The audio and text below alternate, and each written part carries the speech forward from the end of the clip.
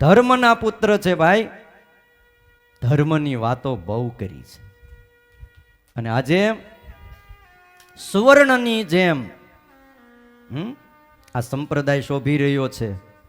એનું કારણ સ્વામિનારાયણ ભગવાન એમ કહેતા કે આ સૂરજ સમી અમારી ગોદડી, કેવી? સૂરજ જેવી સફેદ અમારી ગોદડી, ભલા થઈને એમાં ડાઘ નો લગાડતા. બોલો, હે નો રેવાય સંપ્રદાયમાં તો હાથ જોડીને નીકળી જાજો. હા, ક્યાંક ધંધો માંડજો કરવા. હમણાં આમે ધંધા મંદી હાલે, મજૂર કારીગરો મળતા નથી. હે એમાં 2-5 જણા મુંડાવેલા ત્યાં આવી જાય તો કારીગરોની ખોટે ન પડે. શું કીધું? અમારી સૂરજ સમી આ ગોદડીમાં ભલા થઈને ડાઘ લગાડશો નહીં. બોલો, ગઢડા મધ્યનું 33મું વચનામૃત વાંચો. આ લીંબ તરુ નીચે જ વચનામૃત બોલાનું છે કે જે નિષ્કામી વર્તમાન રાખે એ જ અમને વાલા છે. આટલું સૂત્ર લ્યો. કોને કોને ભગવાનને વાલા થવું છે? બધાઈને. શું રાખવાનું? ગ્રહસ્થના નિયમ પ્રમાણ રાખવાનું. એમ નથી કહેતા કે તમે સાધુની જેમ અષ્ટ પ્રકારે રાખો. ગ્રહસ્થના જે નિયમ છે એ પ્રમાણે નિષ્કામી વર્તમાન રાખે એ જ અમને વાલો છે. પછી બોલ્યા, એને ને અમારે આલોક અને પરલોકમાં દ્રઢ મેળાપ રહે છે.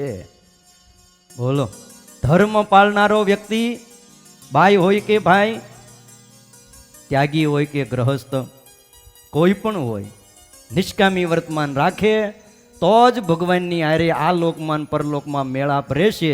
બાકી તો વાતો કરી, લાડવા ખાય, મોહનથાળ ખાય, ઓહો ઓહો ઓહો કરીને વયા જવાનું છે. શું હવે કલ્યાણની વાતો આવે છે? ફાવશે ને પાછું? આ નકર આ પ્રકરણ મૂકીને પછી આગળ વયો જાઓ. તમે કયો એમ કરી પછી તમે દુઃખી નહીં થતા. પાછી રસોઈ દેજો. હા તો ભલે, નકર તમે નારાજ થઈ જાઓ પાછા. હા, બીજી પારાયણ પાછી કરવાની છે. હા, ગઢડા અંત્યનું 38મું વચનામૃત એ પણ આયા લીંબ તરુ નીચે જ બોલાયું છે. સ્ત્રીને વિશે બેઠા ઉઠ્યાની વાસના જેને હોય આ લોકમાં પરલોકમાં જીવતા કે મર્યા પછી એને સુખ ક્યારેય થાય નહીં. લ્યો બોલો, સ્ત્રીને વિશે બેઠા ઉઠ્યાની વાસના. આમ બીજું કાંઈ નહીં, પણ બાઈઓ બેઠી હોય ત્યાં જઈને બે પાલીબાઈ હું હાલે છે હમણાં? કાંઈ નહીં, જો ને આ ટીકી ટાટું છું, દોરા તોડું છું. ત્યાં જઈને વાત કરે. જરૂર હોય તો કહેજો, 2 પોટલા આપી જાઓ. હ આમાં સમજી ગયા ને બધું? તો તમે બધા ડાયા છો. વજા સુગને શું કિમ બહુ ના. ડાયા માણસોને બહુ લાંબી વાત શું કરવી? ગ્રહસ્થ હોય, બાયુ માણા ઘરમાં એકલા હોય, તમારે રૂપિયા લેવાના નીકળતા હોય, ઉઘરાણીએ તમે ગયા હો, પણ ખબર પડે કે બાયુ એકલા જ ઘરમાં છે, ઉઘરાણીએ ન જાઓ, રૂપિયા જતા કરો. હા, અને જો અંદર ગયા અને કંઈક કર્યું એણે, તો આજે સમાજ તમારું કોઈ નહીં સાંભળે. તમે લાખ નખ શીખ ચોખ્ખા છો, જાઓ. પણ ઉઘરાણીએ ગયા ને એણે કંઈક કર્યું તો રૂપિયા જાહે. હા, અને આબરૂ પણ જાશે. કેટલી કેટલી ચોખવટો કરી સ્વામિનારાયણ ભગવાને. હો, તમને એક પ્રસંગ આપું એટલે સમજાઈ જાય. આજથી 3000 વર્ષ પહેલાની વાત કરું. કેટલા વર્ષ? 3000 વર્ષ. મગધ દેશ, મગધ રાજધાની કહેવાતી. આજે એનું નામ બિહાર પડી ગયું છે. મગધ રાજધાની ક્યાં હતી? બિહાર. એ બિહારમાં માહી નદી છે. મહી નદી જુદી અને આ માહી નદી.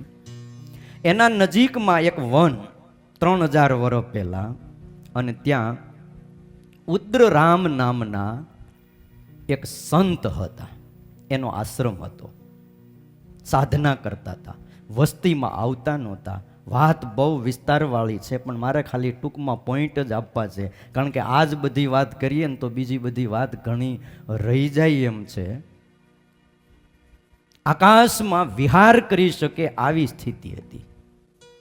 આપણે આકાશમાં ઉડવું હોય તો ઉડી ન શકાય, આકાશમાં જવું હોય તો પ્લેનની વિમાનની કંઈક જરૂર પડે, પણ આ ઉદ્રરામ નામના સંત એવા હતા કે એને આકાશ માર્ગે જવું હોય તો સંકલ્પથી આકાશમાં ઉડતા હતા, વસ્તીમાં આવતા નહોતા. એવા મહાસમર્થ સિદ્ધ, કોઈ વસ્તુની સ્પૃહા નહીં, કોઈ પ્રકારની કોઈ વાસના પણ નહીં, હો, નહીં પદાર્થની, નહીં સ્ત્રીની, કોઈ બીજી કોઈ નહીં. એક ભગવાનમાં લાગેલો આ મહાપુરુષ મગધના રાજા, હો, એને ખબર પડી કે મારા રાજમાં માહી નદીના કાંઠે એક પર્ણકુટીમાં એક આવા મહાસમર્થ સિદ્ધ સંત રહે છે. કારણ કે લોકો જ્યારે વનમાં જાય કંઈક ગાયું ચરાવવા, એ વખતે ધીમે ધીમે લોકોને ખબર પડી કે આ સંત અહીંયા રહે છે. એમણે રાજાને વાત કરીને, રાજા બહુ ધાર્મિક પવિત્ર, રાજા મનમાં થયું કે આવા પવિત્ર સિદ્ધ જો હોય તો મારે એને મળવું અને મારા રાજમાં પગલાં પડાવવા છે. મારું રાજ પવિત્ર થઈ જાય, મારો રાજમહેલ પાવન થઈ જાય, પધરામણી કરાવવું, સંતની પૂજા કરું, જે કાંઈ જોતું હોય ધોતી આપું, ફળ આપું, કંઈક બીજું જોતું હોય તો આપું, અને સંતની સેવા કરીને સંતને રાજી કરું. એની ભાવના બહુ શુદ્ધ. એટલે રાજાએ આવી વિનંતી કરી. મા બાપ પોતાની સેના લઈને આવ્યો, રાજા રથમાં બેહીને આવ્યો, પણ આશ્રમ આવ્યો એટલે રથમાંથી હેઠો ઉતરી ગયો. સંતને પ્રણામ કરીને કીધું કે મહાત્માજી, मेरे राज्य में एक बार आपका पावनकारी पगला हैं, एक बार पधारो पगला पाड़ो. संत के हूँ वस्ती में आवतो नहीं, हूँ नहीं आऊँ. पण राजा गळगळो थई गयो, विनंती करी, मા બાપ कांईक दया करो, मारा राज्य में आवो ने भोजन ल्यो, प्रसाद ल्यो, हूँ पवित्र ब्राह्मणों पासे रसोई करावीश अने एक बार पगला पाड़ी दो. संते कह્યું કાંઈ વાંધો નહીં, હું આવીશ, પણ રાજમાં નહીં, રાજમહેલમાં સીધો આવી જઈશ. હું બજારમાં નહીં ચાલું, હું આકાશ માર્ગે આવી અને સીધો તમારા રાજમહેલના છત ઉપર ઉતરી જઈશ અને ત્યાંથી રાજમાં આવી પગલાં પાડી પ્રસાદ લઈ અને હું પાછો મારી પર્ણકુટીએ આવતો રહીશ. રાજા કે કાંઈ વાંધો નહીં, મારા રાજમાં ન આવો, મારા મહેલમાં આવો તો પણ હું રાજી છું, પધારો. અને ભાઈ બપોરનો સમય થયો, આકાશ માર્ગે મહાત્માજી સીધા મગધના રાજમહેલમાં, રાજવીના રાજમહેલના છત ઉપર, અને ત્યાંથી પગથિયાં સ્વાગત માટે રાજા છત ઉપર ઊભા હતા. એમને લઈ અને રાજમહેલમાં આવ્યા, પગલાં પડાવ્યા, ફૂલહાર કરાવ્યા, ચંદનની અર્ચાઓ કરી અને ભોજન તૈયાર હતું, થાળ ધરાવેલો હતો, લઈને સંતને જમાડ્યા. સંત જમ્યા. રાજાએ વિનંતી કરી, મા બાપ આવો ને આવો લાભ મને કાયમ આપતા રહ્યો એવી હું તમારી આગળ પ્રાર્થના કરું, હું બીજું કાંઈ નહીં કરું, તમારી પૂજા સેવા બપોરે થાળ. બહુ આજીજી કરી. સંતે કહ્યું કાંઈ વાંધો નહીં. પછી તો રોજનો ક્રમ થઈ ગયો. મધ્યાહન સમયે આકાશ માર્ગે સંત આવે, ભોજન લઈ અને પાછા આકાશ માર્ગે જતા રહે. 6 મહિના પસાર થયા. રાજા પવિત્ર ભક્ત છે, પણ એમાં એને યુદ્ધનો પ્રસંગ આવ્યો. કોઈ પાડોશી રાજાએ યુદ્ધની તૈયારી કરી. એ સમાચાર ગુપ્તચર દ્વારા મગધ રાજવીને મળ્યા. એટલે રાજાને થયું કે મારે યુદ્ધે તો જવું પડશે, રાજની રક્ષા કરવી એ રાજાનું કર્તવ્ય છે, એ ધર્મ છે. એટલે રાજા પોતે તૈયાર થઈ અને રથમાં બેસી સૈનિકોને લઈ અને યુદ્ધ કરવા માટે નીકળ્યા. પણ જતા જતા મનમાં થયું કે બપોરે સાધુ આવશે, એને પ્રસાદ કોણ જમાડશે. એટલે પ્રધાનની દીકરી હતી 12 વર્ષની, નાની દીકરી. એને કીધું, કુંવારી દીકરી હોય એ સર્વ રીતે પવિત્ર ગણાય છે, કીધું બેટા દીકરી, આજ બપોરે છે ને અમે બધા તો જાય છે યુદ્ધે, તારા પિતા પણ અમારી હારે આવે છે, પણ તું એમ કર કે સંતને આજે જમાડી દેજે. દીકરી કે કાંઈ વાંધો નહીં. બીજા બધા જ જે પ્રધાન દીવાન ને મંત્રી બધાને જવું પડે યુદ્ધમાં, તો બધા યુદ્ધે ઉપડ્યા. અને આ બાજુ મધ્યાને સંત જ્યારે આવ્યા એટલે દીકરીએ સ્વાગત કરી અને રાજમહેલમાં પગલાં પડાવ્યા, ભોજન કરાવ્યું. સંત ભોજન કરવા બેઠા છે. પણ ભોજન કરતા કરતા 12 વર્ષની આ દીકરી, એના ઉપર સંતની નજર ગઈ. દ્રષ્ટિ પડી. દ્રષ્ટિ પડી. સંતને કોઈ વિકાર નથી, કોઈ વિકાર નહીં, કોઈ ભૂંડો સંકલ્પ નહીં, પણ એટલો વિચાર આવ્યો, ઓહો, પરમાત્માએ આને કેવું લક્ષ્મીજી જેવું રૂપ આપ્યું છે. દીકરી એટલી સુંદર હતી, હા, કે લક્ષ્મીનો અવતાર જોઈ લ્યો. મનમાં થયું કે દીકરીને ભગવાને કેવું સુંદર રૂપ આપ્યું છે. બસ આટલો સંકલ્પ, સિદ્ધિ ખલાસ થઈ ગઈ. કેટલા વર્ષોથી એ સાધના કરી છે એને, પછી એને ખબર ન રહી, સિદ્ધિ વહી ગઈ. જમી કાઢવી, છત ઉપર આવ્યા, પણ ઉડવા પ્રયત્ન કર્યો, ઉડી શકાણું નહીં. હવે શું કરવું લ્યો? એમ કહેવાય કે આ થઈ ગયું. પતન આટલી જ વાતમાં થાય છે. પણ પછી એણે કીધું, થોડા ઘણા બીજા અમુક વડીલો જે વૃદ્ધો ન ગયા હોય ને યુદ્ધમાં, રાજાના બધા માણસો કે જે એમના પિતા કે બધાએ કીધું, आज मुझे विचार आ रहा है कि मैं राज में चल के जाऊं. હું આજે મને વિચાર આવે છે, રાજા કેટલા દિવસથી વિનંતી કરતા હતા કે મારી બજારમાં પધરામણી કરો, મારા રાજની ગલીઓ પાવન કરો. आज हम गली पावन कर देंगे. हाँ, पावन कर दो, अभी करना ही पड़ेगा ने. क्या करेंगे? करवी नહોતી ગલી પાવન, પણ શું કરવું પડ્યું? કરવી પડી. ત્યાં તો રાજમાં બધા રાજી રાજી થઈ ગયા. ભાઈ, બજારમાં પાણી છંટાઈ ગયા, તોરણો બંધાઈ ગયા, અને વાજતે ગાજતે હો મહાત્માજી એ બજારમાં નીકળ્યા અને પોતાના આશ્રમમાં ગયા. એ તે દીનો દિવસ અને એ સમય, ત્યાર પછી ક્યારેય રાજમાં ન આવ્યા, સિદ્ધિ ખલાસ થઈ ગઈ. બોલો, પ્રસંગ શું નથી કરતો કયો? એટલે આપણા સંતો કહે છે, કનક કાંતા સૂત્રેણ વેષ્ટિતમ સકલમ જગત તાસુ તેષુ વિરક્તો યો દ્વિભુજ પરમેશ્વર. કનક અને કાંતા, આ બે થી આખું જગત વ્યાપ્ત છે. શું વ્યાપ્ત છે? બંધાયેલું છે દોરાથી. ગરડા મધ્યનું 30મું વચનામૃત વાંચ્યો. મહારાજ કે સુવર્ણ તો અમને દીઠું પણ ગમતું નથી, અને જેવો બંધનકારી સુવર્ણ છે એવું જ બંધનકારી રૂપ છે. કેમ? જે ગમે એવો ધીરજવાન હોય, પણ એ સભામાં જો સ્ત્રી આવે તો એના હામી દ્રષ્ટિ ખેંચાયા વિના રે નહીં. આ બે પદાર્થનું બંધન ત્યારે ન થાય. ક્યારે?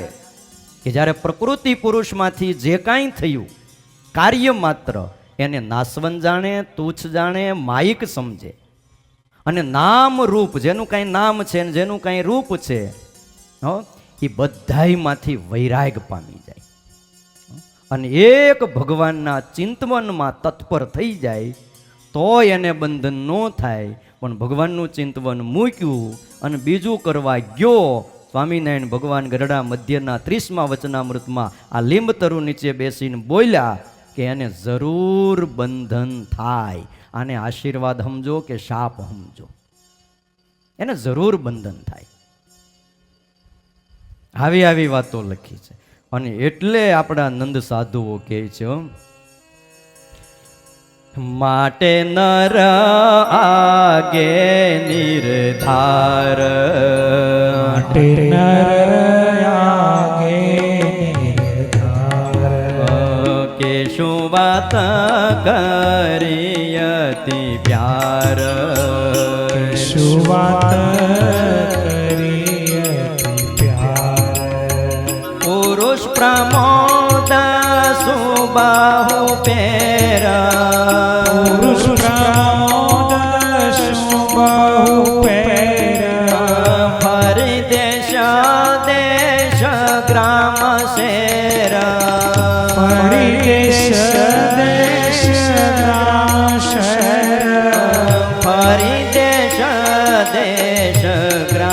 શેર રૂડો રહસ્ય પુરુષને કેશું રૂડો રહસ્ય પુરુષ કેશું તારા સંગત કી દૂર રેશું તારા સંગતથી દૂર રહેશું આજ મોરાની આમે સાંભળી આજ મોરાની આમે સાંભળી ખાધી મોટે મોટે ખોટ વળી ખાધી મોટે મોટે ખોટ વળી ખાધી મોટે મોટે ખોટ વળી બ્રહ્મા ભૂલ્યા તન યાતન જોઈ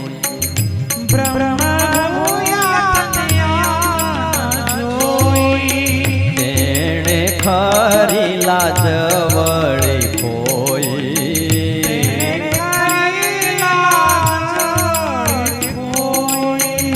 પરમહંસો આ દરબારગઢમાં ઊભા ઊભા ખંભે જોડી છે અને બોલે છે મહારાજ અમે વાત કરશું તમારી આજ્ઞા છે પણ નર આગે નિર્ધાર અમે નરને પુરુષને વાત કરશું ગામડે ગામડે દેશમાં પ્રદેશમાં બધે જ ફરશું પણ અમે સ્ત્રીઓને વાત નહીં કરીએ કારણ અમે એના સંગથી દૂર રહેવા માંગીએ છીએ અને આજ મોરની અમે સાંભળી આજે સંભળાય છે પેપરના પાના વાંચો આજે સંભળાય છે હા યુટ્યુબ ખોલો આજે પણ એમાં છપાઈ ગયેલા હજી આપણી નજર સામે આવે છે મોટે મોટે ખોટ ખાધી નાનાએ તો નહીં કારણ કે આ બધા એવું વિચાર્યું છે કે ઝીણા ઝાલવામાં નહીં જસ માટે એ મોટાને જોશે મોટા મોટાને પકડે તમને ખ્યાલ હોય તો ઓલા નાના નાના ગલુડિયા કૂતરા બધા આ ટોળું ભણતું હોય એમાં એક આગળ કૂતરો હોય ને ડાઘો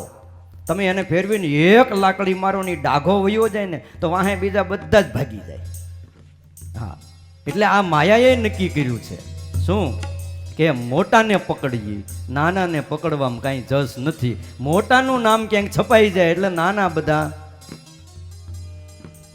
નીકળી જાય એટલે કહે છે મોટા મોટાએ ખોટ ખાધી કોણે કોણે તો એના નામ આપ્યા બ્રહ્મા ભૂલ્યા તન યાતન જોઈ બ્રહ્મા ભૂલ્યા દીકરીને જોઈ તેણે ખરી લાજ વળી કોઈ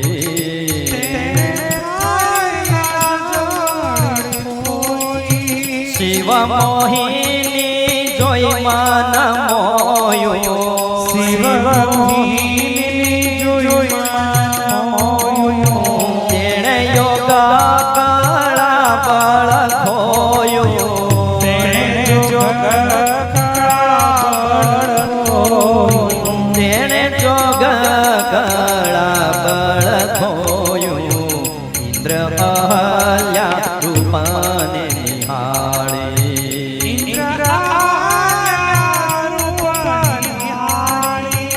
અયો ભ્રષ્ટ હતો ભાગ્યશાળી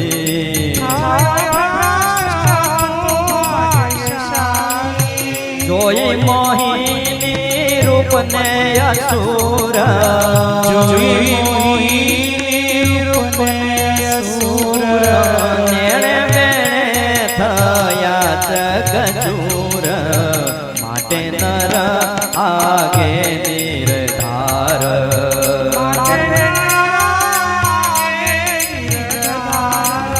કે શું વાત કરી અતિ પ્યાર કે શું વાત કરી અતિ પ્યાર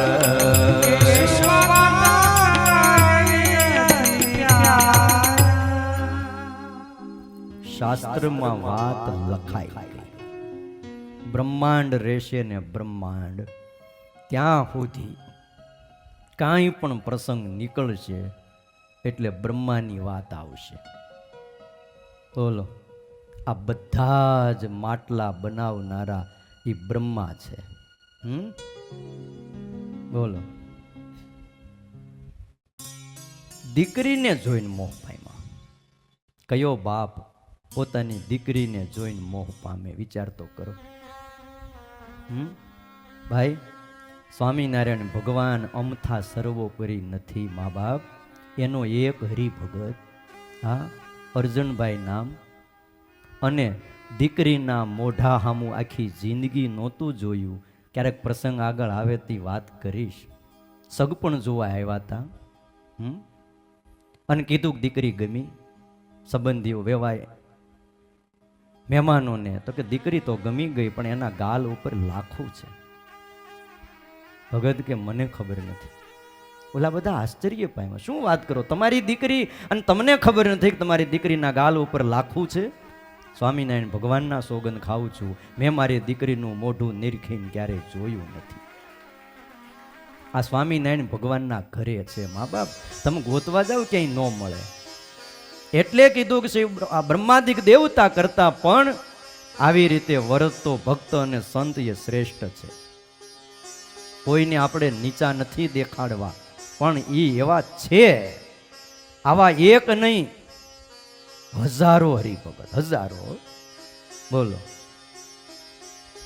અમરબાઈ અને ગોવિંદરામ નવા પરણી ભગવાનના દર્શન કરવા આવ્યા. અત્યારે તો ખાલી મારે એક એક પોઈન્ટ જ આપવો છે. હજી છેડા પણ બાંધેલા છે, મીંઢોળ પણ બાંધેલું છે, હે, કંઈ છોડ્યું નથી. બેય માણા દર્શન કરવા આવ્યા અને ગોવિંદરામ પગે લાગ્યા. હા, અને પગે લાગીને મહારાજને પ્રાર્થના કરી, મહારાજ. ત્યાં હામું જોઈને શ્રીજી મહારાજ એવું બોલ્યા કે આવો આવો, ભાઈ બહેનની જોડી બહુ સારી શોભે છે. બોલ્યો. આ વરણી વેશે 11 વર્ષે ઘર મૂકીને નીકળી ગયા, પછી વનમાં ફર્યા 7 વર્ષ, અને પછી સીધા ગાદીએ બેઠા. સુરા ખાચર કે ભણું કાંઈ ખબર નથી, આ પરણીને આવ્યા છે, આ ભાઈ બહેન નથી, પણ કોઈથી બોલાય નહીં. પણ ગોવિંદરામ સમજી ગયા. ઘરે આવ્યા, રાત પડી, ઓસરીમાં આમથી આમ આટા મારે. ઘરની અંદર એના પત્ની અમરબાઈ હતા. મનમાં થયું કેમ કહું, પરણીને આવ્યા, પહેલી રાત બ્રાહ્મણનું ખોળ્યું, કેમ કહું કે હવે મારે તારી હારે છેડા વ્રત રાખવા છે. પુરુષ છે, પણ હું જેને પરણીને લાવ્યો છું, 4 ફેરા ફરીને આવ્યો છું, ઘોડે બેહીને સામે હાલીને ગયો તો, અને હવે મારે એમ કહેવાય કે તારી હારે સંબંધ નથી રાખવો? ખાનદાની હતી ભાઈ આપણા દેશની અંદર. આજ જેવું નહોતું, ન ફાવે તો વળતી ટ્રેનમાં વહી આવજે, હાલ. બોલો, આવું નહોતું. 4 ફેરા ફરતા આ જીવન નભાવતા હતા ભાઈ. ઘણા જોવાય નથી ગયા અને સંબંધ કરી નાખ્યા છે, તોય પાર પડી ગયા. અને આજના યુવાનિયા પાર પડે તો સારું મા બાપ. હા હા, 2-3 વાર કરે તે માંડ પાર પડે છે. બોલો, શું કરુણા છે આપણા દેશની. વિચાર તો કરો, સમજો. ક્યાંય સુખ નથી ભાઈ જેનું કાંડું જાયલું. અને તમારા પ્રારબ્ધમાં જે હશે ને એ ભગવાન એને ભેગું કરાવી દેશે. હું કામ માથાકૂટ કરો છો? ફેરા ફેર્યા પાર પાડી દો, બહત ગઈને થોડી રહી. ગોવિંદરામને થયું કેમ સમજાવું. ઘરની અંદર આવ્યા, થોડીક હિંમત કરી, અને એ ઢોલિયા ઉપર અમરબાઈ બેઠેલા. 9 વધુનો સ્વાંગ છે, કેટલાય કોડ હોય. અંદર આવ્યા એટલે સીધી બાઈ ઊભી થઈ ગઈ. સત્સંગી બાઈ છે. મન નથી હાલતું કે આ શબ્દથી બોલાવવું. એમ પત્ની તરીકે બોલાવવું તો મહારાજે મને કીધું કે ભાઈ બહેનની જોડી છે, પણ સીધું એમ બેન કહું તો સારું ન લાગે. બહુ હિંમત કરીને કે સાંભળ્યું મહારાજે આપણને શું કીધું? અરે ભાઈ, એમાં કહેવાનું શું હોય? અમરબાઈ બોલ્યા. કોને કહે છે? એના ધણીને કહે છે, ભાઈ એમાં કહેવાનું શું હોય? જાઓ, આજથી આપણો સંબંધ અંદરનો ભાઈ બહેન તરીકેનો રહેશે. અને આખી જિંદગી ભાઈ બહેન તરીકે રહ્યા. અને એક સમય હતો આ દાદાના દરબારગઢમાં લીંબતરુની નીચે સ્વામિનારાયણ ભગવાન બેઠા હતા. અને એક હરિભગતે આવીને ગુલાબનું ફૂલ ભગવાનની પાટ ઉપર મૂક્યું. અને સહજાનંદ સ્વામીએ ફૂલ હાથમાં લઈ અને એને સૂંઘ્યું. ઘડીક માથે મૂકે, ઘડીક ગાલે અડાડે, ઘડીક આંખે અડાડે અને વારે વારે સુગંધ લે. ત્યારે મુક્તાનંદ સ્વામીએ કીધું, મહારાજ ફૂલ તો ઘણા છે, પણ આ ગુલાબ કોઈ ભાગ્યશાળી છે. અને તેથી સહજાનંદ સ્વામી એવું બોલ્યા હતા લીંબ તરુની નીચે કે અમને આમાંથી ગોવિંદરામ અને અમરબાઈના શીલ વ્રતની સુગંધ આવે છે. આ સ્વામિનારાયણ સંપ્રદાયના આશ્રિતો, હા, આ કાંઈ લાડવા ખાવાનો સંપ્રદાય નથી. ઠીક છે, આ તો સ્વામિનારાયણ ભગવાનને આપણને લાડવા ખાતા કર્યા તે હું કામ ભૂખ્યા મરવું? હે ભાઈ, મળે છે તો ખાઈ જ લેવાય ને. પણ લોકોને એમ છે કે લાડવા ખાવા હોય સ્વામિનારાયણ સંપ્રદાયમાં જાઓ, હા, આવીને બેહોત ખબર પડે. આવી શીલ વ્રતની સુવાસ દુનિયાના છેડા સુધી ફરી જુઓ. ઇંગ્લેન્ડમાં, અમેરિકામાં, આફ્રિકામાં, ઓસ્ટ્રેલિયામાં, ન્યુઝીલેન્ડમાં આવા છેડા વ્રત કોઈ રાખ્યા હોય તો એક ઇતિહાસ બતાવો. એ ઇતિહાસ મારા ભારત દેશની અંદર છે. હા, આ તો પૈસા માટે આપણે દોડ્યા જઈએ છીએ ત્યાં, પણ આવો એક જણો ન મળે ત્યાં. હા, ત્યાં તો એવું છે કે રાતે આવ્યા તો આવ્યા ઘરે, અને ન આવે તો સવારે બીજા ગોતવા નીકળવાના. સમજાય છે ને? ત્યાં તો એવું છે કે રાતે અમુક ટાઈમ સુધીમાં આવી જાય તો ઠીક છે, ન આવે એટલે સમજી જ જાય ભાઈ કે હવે મારે સવારે. હા, લ્યો બોલો. નંદ સાધુઓ કહે છે, મહારાજ મોટે મોટે ખોટ ખાધી છે. મોટે મોટે ખોટ ખાધી. કોણે કોણે? બ્રહ્મા ભૂલ્યા તનૈયા તન જોઈ, અને એને ખરી લાજ ખોઈ.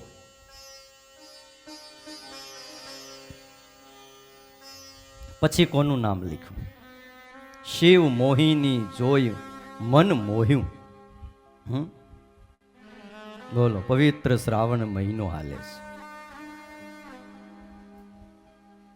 મંદિરે મંદિરે પૂજાઓ થાય છે. તમે વિચાર કરો, એટલે પરમ તત્વ છે ને એ જુદું છે, અને ઈશ્વર તત્વ, દેવ તત્વ, જીવ છે, આ બધા અલગ અલગ છે. પણ સામર્થ્ય એટલી હોય ને એટલે આપણે ભગવાન જેવું લાગે, પણ ભગવાન એક છે અને એ અલગ છે. મા બાપ થોડુંક સમજો, ભગવાનને કોઈ પણ આકારમાં મોહ ન થાય. એ પરમાત્મા. મને એક જગ્યાએ બતાવો કે ક્યાંય ભગવાનને ક્યાંય કલંક લાગ્યું હોય તો. કારણ કે એ ક્યાંય ન મોહાય. બાકી બીજા પ્રકૃતિ પુરુષ સુધીના, પ્રધાન પુરુષ સુધીના બધાને માયા એકવાર તો આટી જ જાય. અને ક્યાં આટે એ નક્કી જ નહીં, અને ક્યાં પાડી દે એનું નક્કી નહીં. અરે મા બાપ, અક્ષરધામના દરવાજે માયા હિંચકામાં ઝૂલે છે. હા, આમાં હિંડોળો બાંધ્યો છે ત્યાં મોટો. આપણે કેમ હિંડોળા ઉત્સવ આવે તો હિંડોળો બાંધી, અક્ષરધામના દરવાજે માયાએ હિંડોળો બાંધ્યો છે. અને આમ ફેર આમાં આમ જાય, એક બહાર જાય ને એક અંદર જાય, આમ ઝૂલામાં. પછી આમ અંદરની બાજુ જાય, એમાં અક્ષરધામના મુક્તને કોઈ ખાલી જરી ગમતો સંકલ્પ, માયાનો નહીં, કોઈ 3 ગુણનો નહીં, પણ એને એવું થાય કે આ બધા બ્રહ્માંડો કેમ હાલતા હશે બધા. એમ કાંઈ કરવાની, ચોમાસામાં વરસાદ પડે, ઉનાળામાં ગરમી પડે, શિયાળામાં ઠંડી પડે, હે, અને પાણી કેવી રીતે વાદળામાં રહેતું હશે, આ બ્રહ્માંડો કેમ થતા હશે. સમુદ્ર છે એ પૃથ્વી કરતાં એટલો બધો ઊંચો છે, તો એનું પાણી પાછું વગર પાળી નથી, કાંઈ નથી, પૃથ્વી ઉપર આવતું નથી. આ કેમ થતું હશે? અને વળી સમુદ્રના તળિયામાં દાવાનળ અગ્નિ છે, તો પાણીની અંદર અગ્નિ કેમ હશે? વડવાનળ અગ્નિ. આ બધું કેમ થતું હશે? આવો સંકલ્પ થાય એટલે માયા હિચકતી હોય ને આમાં આમ જાય, અને જેને સંકલ્પ થાય એનો કાઠલો પકડીને કરે ઘા. ત્યાં અહીંયા મોટા પ્રધાન પુરુષ થઈ જાય, મહાપુરુષ થઈ જાય, અને નાના મોટા અવતાર થઈ જાય. બોલો. અને એ મોટી પછી જમાવટ કરે બધી, અને પછી બધું કર્યા પછી પાછો વિચાર આવે કે આમાં કંઈ મજા નથી. આમ જો આપણે અમેરિકા ન ગયા હોય ને ત્યાં લગી એમ થાય કે અમેરિકા કેવું હશે, પણ ત્યાં 4-5 વાર જઈ આવો, હાવ હાચું કયો, કેમ લાગે પછી? તે આવું જ થાય મુક્તને કે આ બધામાં કાંઈ મજા છે નહીં, ભગવાનની મૂર્તિમાં સારું સુખ હતું. તો પછી પાછા વિનંતી કરે મન્યા પાછો લઈ લો. તો કે હવે આ બ્રહ્માંડની આવરદા પૂરી થાય ને પછી આવજો, ત્યાં લગી હોપેલું કામ સંભાળો. હવે આ પાછું કોઈ રીતે પૂરું થાય નહીં. એટલે બોલો, એટલે જ્યાં લગી બ્રહ્માંડની હવે રચના રહે ત્યાં લગી આ બધા મૂળ પુરુષ ને પ્રધાન પુરુષ ને આ બધા એક સમયે અક્ષરના મુક્તો હતા, પણ હવે કાર્યમાં જોડાઈ ગયા છે, હવે છટકી શકાતું નથી. એટલે કોઈને એમ હોય કે આવું મોટું કંઈક કારખાનું સંભાળવું છે તો ગોપીનાથજી મહારાજને કહેજો, એ બહુ ઉદાર છે, તમને એકાદું બ્રહ્માંડનું હોપી દે. અને જો પાછા અમે ત્યાં આવી તો જરાક થોડુંક જોજો પાછા હામો. હા હા,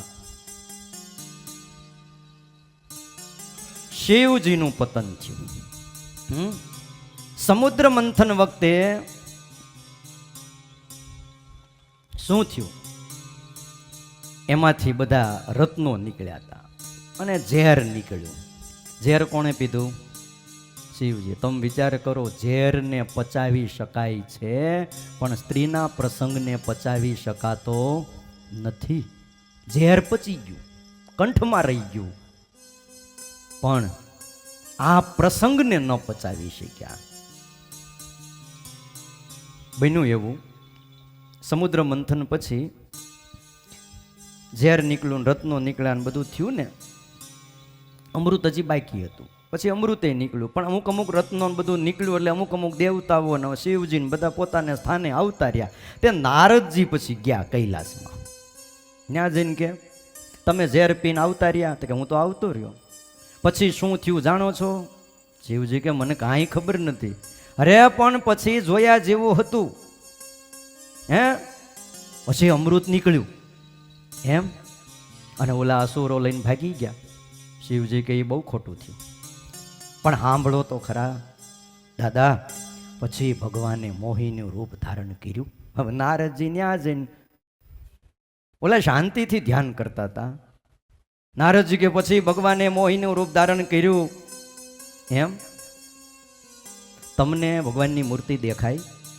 તો કે ધ્યાનમાં ક્યારેક ક્યારેક દેખાય, પણ આ મોહિની રૂપના એક વાર શિવજી તમે દર્શન કરો ને, મૂર્તિ ભૂલાય નહીં. પછી શું વાત કરો? હા, હવે ભોળાનાથને ભોળવાઈ ગયા. હા હા, અને ઘણા બહુ એવા પાકા હોય ક્યાંક ચડાવી દે. ભોળાનાથ બિચારા ભોળવાઈ ગયા. એ કે એવું હાવ સાચું કહો છો? અરે નારદજી કે મારા સાધુને હું સ્વાર્થ હોય, એ મોહિની રૂપ એવું છે કે તમામ અસુરો મોહ પામ્યા, એક વાર જોવો ને તમે ભૂલાય નહીં હો. તે શિવજી કૈલાસમાંથી ઊભા થઈને આવ્યા વૈકુંઠમાં. ત્યાં આવીને નારાયણને કે હવે આ બધું કામ પતી ગયું હતું, મોહિની રૂપનું કામ પતી ગયું હતું. અસુરો પાસેથી અમૃત લઈ દેવતાઓને અમૃત પાઈ દીધું હતું, બધું થાળે પડી ગયું હતું, ભગવાન પોતાના ધામમાં જતા રહ્યા હતા. તે ન્યા શિવજી જઈને કે મને મોહિની રૂપ બતાવો. નારાયણ કે તમને આ રવાડે કોણે ચડાવ્યા? હા, નહીં, મને મોહિની રૂપ બતાવો. એટલે ના પાડી, નો જોવાય તમારે, તમે જોગી છો, તમે સંત છો. મહારાજે વચનામતમાં લખ્યું કે શિવજી સંતની પેઠે શાંત મૂર્તિ છે. બોલો, પણ જરૂર પડે ત્યારે પછી તમો ગુણ લાવે, પણ ધ્યાનસ્થ બેઠા તમારે આ નો જોવાય, રહેવા દ્યો.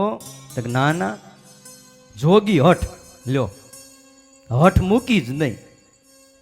સારું, ત્યારે શિવજી ધ્યાન રાખજો. અને એક પલકારો થયો, આખું વાતાવરણ પલટી નાખ્યું નારાયણે. વસંત ઋતુ આવી ગઈ, મંદ સુગંધી વાયુ માંડ્યો વાવવા, અને મયુર માંડ્યા ટહુકા કરવા, અને બપૈયાઓ માંડ્યા બોલવા, અને શિવજી આવ્યા હતા આ બાજુ વનમાં, અને આમ તેમ નજર માંડ્યા કરવા. ત્યાં તો હાથમાં ફૂલ લઈને મોહિની સ્વરૂપ ભગવાન નારાયણ ત્યાંથી પસાર થયા. પણ જ્યાં નજર કરે ત્યાં રંગબેરંગી ફૂલનો ઝૂલો દેખાયો, અને ઝૂલાને બે બાજુ પકડી અને મોહિની ભગવાન મોહિની સ્વરૂપ પરમાત્મા હિંડોળે ઝૂલી રહ્યા હતા, પગની ઠેલ મારી, અને એ વખતે ભાઈ હિંચકતા એવા મોહિની સ્વરૂપ પરમાત્માને શિવજીએ જોયા, અને દર્શન કરતાની સાથે જ યોગ કળા સ્રવી ગઈ છે, અને દોડ્યા બથ ભરવા માટે ભગવાન અદ્રશ્ય થઈ ગયા, ગભરાઈ ગયા, સમજાઈ ગયું મારું પતન થયું છે. બોલો, પતનમાં તમને આમ નહીં સમજાય. અમુક વાત થોડી મર્યાદા છે, સ્પષ્ટ ન કરી શકાય, પણ એ પતન થયું અને એમાંથી જેનો જન્મ થયો, આજે દક્ષિણમાં એનું મંદિર છે. શું નામ છે ખબર છે? કાર્તિક નહીં, હયપ્પા નામ સાંભળ્યું છે? હયપ્પા સ્વામી એ કાર્તિકના ભાઈ છે. એ મોહિની સ્વરૂપમાં મોહ પામ્યા અને શિવજીનું વીર્ય સ્ખલિત થઈ ગયું, એમાંથી જેનો જન્મ થયો એ હયપ્પા સ્વામી. પતન થઈ ગયું, ખબર પડી ગઈ કે મારો પતન થયું. ભગવાન વિષ્ણુ આવ્યા અને પછી તો આંખમાં આંસુ આવી ગયા, શિવજીને રડવા માંડ્યા. બહુ મૂંઝાણા, બે ગોથળ વચ્ચે માથું રાખી અને શિવજી તેદી રડ્યા હતા. ભગવાન વિષ્ણુ આવ્યા, માથે હાથ મૂક્યો અને કીધું, શિવજી મોહિનીના દર્શન કરી લીધા, પ્રભુ મને માફ કરો, મને માફ કરો, મારી યોગ કળામાં ખામી આવી. બસ માયા કોઈને હાજા રહેવા દે નહીં. એટલે નંદ સાધુઓ કહે છે. બીજા કોનું પતન થયું તો લખે, જુઓ તમે, ઇન્દ્ર અહલ્યા રૂપ નિહાળી, થયો ભ્રષ્ટ હતો ભાગ્યશાળી. કેવો હતો? એલા ભાઈ, ભાગ્યશાળી ન હોય તો ત્રિલોકીનો રાજા થોડો થાય? હે? સ્વર્ગ મૃત્યુ અને પાતાળનું આધિપત્ય, આ વરસાદ વરસાવે છે ને, એ સત્તા એની પાસે છે. 33 કરોડ દેવતાની ઉપરીપણું કરનારા કોણ છે? ઇન્દ્ર છે. એ જેમ તેમ નથી સત્તા, એ તમને લાગે. આ તો હું છે, આ સ્વામિનારાયણ ભગવાન બહુ મોટા મળ્યા ને એટલે આપણને ગણતરી નથી. બાકી ઇન્દ્ર થવું એટલે 100 યજ્ઞ કરવા પડે. કેટલા? 100 રાજસૂય યજ્ઞ કરવા પડે. હવે તમને એમ થાય કે રાજસૂય યજ્ઞ એમાં 100 કરવા શું વાંધો? એલા ભાઈ, એક રાજસૂય યજ્ઞ કરવો હોય તો આખી પૃથ્વીના જેટલા રાજાઓ છે બધાને જીતવા પડે. અને રાજસૂય યજ્ઞનો એક અશ્વ, એના માથા ઉપર તકતી મારેલી હોય અને એ અશ્વને છૂટો મૂકવો પડે, અને આખી પૃથ્વીમાં કોઈ એને બાંધે નહીં, અને હેમખેમ આખી પૃથ્વીમાં અશ્વ ફરી અને પાછો આવતો રહે તો એક રાજસૂય યજ્ઞ થાય. અને પાંડવોએ પોતાની જિંદગીમાં, આખી જિંદગીમાં દિગ્વિજય મેળવી, અને એમાંય કૃષ્ણની સહાય હતી ત્યારે એક યજ્ઞ કરી શક્યા. 100 ક્યારે થાય? અને એવા 100 યજ્ઞ થાય પછી એને ઇન્દ્રની પદવી મળે. અને સ્વામિનારાયણ સંપ્રદાયમાં સ્વામિનારાયણ ભગવાન નાતા હોય વડતાલમાં, અને પાણી પડતું હોય, અને પાછળ છોકરાઓ અવાજ કરતા હોય, અને બ્રહ્મચારીને પૂછે, બ્રહ્મચારી કોણ અવાજ કરે છે? અરે મહારાજ, તમારું સ્નાન કરેલું પ્રસાદીનું પાણી, એમાં આ બાજુમાં વાડામાં રહેનારા કોળીના છોકરા બધા રમત કરે છે, નાય છે. જાઓ બ્રહ્મચારી, આવતા જન્મે એ બધા જ બ્રહ્માંડોના ઇન્દ્ર થાય. કે બોલો, ક્યાં 100 યજ્ઞ કરવા? આ તો પુરુષોત્તમ નારાયણનો સંકલ્પ થઈ.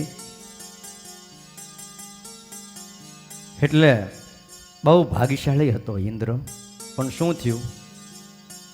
અહલ્યાનું રૂપ જોયું, ન્યા મળવા ગયો એને ઘરે. બોલો, સચી જેવી પત્ની છે એને, અને સચી પત્ની એટલે સ્વર્ગની રંભા જેવી અનેક અપસરાઓ છે. ઉર્વશી આદિ. ઉર્વશી અપસરા ભગવાન નારાયણના સાથળમાંથી પ્રગટ થઈ છે. શેમાંથી? નરનારાયણ તપ કરતા હતા બદ્રિકાશ્રમમાં, ન્યા ઇન્દ્રએ ન્યા હળી કરવા ગયો. ન્યા જઈને ભગવાનને વિઘ્ન થાય એટલે અપસરાઓ મોકલી. તો ભગવાન નારાયણે આંખ ખોલી અને હામું જોઈને કે પોતાના હાથળમાંથી એક ઉર્વશી નામની અપસરા પ્રગટ કરી કીધું કે આ તમારા ઇન્દ્રને ભેટ કરજો, લઈ જાઓ, મને ક્યાંય મોહ થાય એમ. પણ એ ઉર્વશીને જોતા જેટલી અપસરાઓ આવી તે બધી શરમાઈ ગઈ, એવું રૂપ હતું. આવી અનેક અપસરાઓ ઉર્વશી જેવી સ્વર્ગમાં છે, અને બધી જ અપસરાઓને ભેગી કરો એના કરતાં કરોડ ગણું સુંદર રૂપ ઇન્દ્રના પત્ની સચીનું છે. બોલો, હવે એને મૂકી અને ઇન્દ્ર ક્યાં આવ્યો? ગૌતમની પત્ની અહલ્યાને પાસે આવ્યો. પાછું ગૌતમનું રૂપ લીધું. કથા તો બહુ લાંબી છે. હવારમાં આવી અને પાછો હારે કંઈક ચંદ્રને લઈ આવ્યા, કુકડો બનીને બોલ્યા હવારમાં વહેલા રાતના 2 વાગ્યે. એટલે ગૌતમ ઋષિને એમ કુકડો બોલે એટલે આપણે ત્યાં ઘડિયાળું નહોતી, હવાર પડી ગયું. એટલે ગૌતમ ઋષિ હાથમાં કમંડળું લઈને નદીએ નાવા ગયા, અને જેવા એ નાવા ગયા તો અહીંયા બીજા ગૌતમ બનીને ઇન્દ્ર આવી ગયા અંદર, અને અહલ્યાનો સ્પર્શ કર્યો. અને ઋષિ નાવા ગયા હતા, જેવો જળમાં હાથ બોલ્યો ત્યાં વરુણ દેવતા પ્રગટ થઈ ગયા. હા ઋષિ મહારાજ, હજી રાતના 2 વાગ્યા છે મહારાજ, આ સમયે સ્નાન કરાય નહીં, નિષેધ છે. રાતના 3 વાગ્યા પહેલાં બહુ નવાય નહીં. ઠીક છે, ક્યાંક તમારે વિદેશ જવું હોય, ફ્લાઇટ પકડવાની હોય તો વાત જુદી છે, 9 બેસજો, પણ 3 વાગ્યા પહેલાં નવાય નહીં. હજી પ્રકૃતિ સૂતી છે. એટલે ગૌતમને થયું કે આવું બને કેમ? કુકડો બોલ્યો. કુકડો કોઈ દી ટાઈમ વગર બોલે નહીં. મનમાં થયું કાંઈક છે. એટલે આંખો બંધ કરીને ધ્યાનસ્થ થઈને જોયું, ત્યાં ખબર પડી કે ઓહો, મારા આશ્રમમાં મારું રૂપ લઈ અને ઇન્દ્ર મારી પત્નીની હારે અને તાબડતોબ દોડતા આવ્યા. આવીને હાથમાં કમંડળું જળ લઈને માથે નાખ્યું કે જા, જેમાં તને મોહ છે એ તારા શરીરમાં 1000 ભગ થઈ જાવ. શરીરમાં 1000 કાણા પડી ગયા, અને એમાંથી પાસ પરું ને આ બધું માંડ્યું નીકળવા. અને ઓલો ચંદ્ર કુકડો બનીને આવ્યો હતો કે તું ખોટે ખોટો બોલ્યો, એ એને શાપ ફટકાર્યો અને કલંક લાગ્યો. આ ડાઘ એનો છે ચંદ્રમાની અંદર. ઘણા કે ત્યાં ખાડા છે, આ ખાડા છે. ઘણા તો બકરી દેખાય અને ડોહીમાં દેખાય. એ કે ડોસી બકરા ચરાવે. હવે ભાઈ અહીંથી ડોસી બકરા ચરાવે એ ન્યા, આ તો એક બધી ગામડાની વાતો છે. ચંદ્રને શાપ દીધો ને ઇન્દ્રને. પછી તો એમ કહેવાય છે ક્યાંય રહી ન કે કમળના વનમાં 1000 વર્ષ સુધી ઇન્દ્રને રહેવું, કોઈથી બહાર નીકળાય નહીં. શરીરમાંથી પાસ ને પરુ ને લોહી ને આવું નીકળે. તો ભયંકર દુઃખી થયો.